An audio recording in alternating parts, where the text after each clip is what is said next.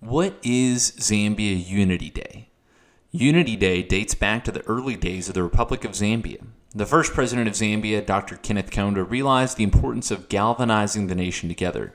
When the British arrived and formed Northern Rhodesia, they put together a wide variety of ethnic groups in one nation, from Barotseland in the west to Nyasaland in the east. As the British left in 1964, it was important that Zambia not revert back to tribal roots and thus create divisions in the fledgling nation. That is why Unity Day is so important in Zambia. It's celebrated the first Tuesday in July. The slogan, One Zambia, One Nation, is used to signify the goal of the holiday. Remembrance speeches on Unity Day stressed that people of varying backgrounds and political beliefs had come together to work for Zambian independence. The theme One Zambia, One Nation encouraged that young men and women should intermarry across tribal lines.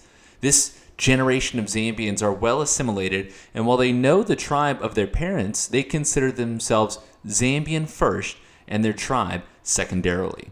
That spirit is key for Zambia to grow in the future.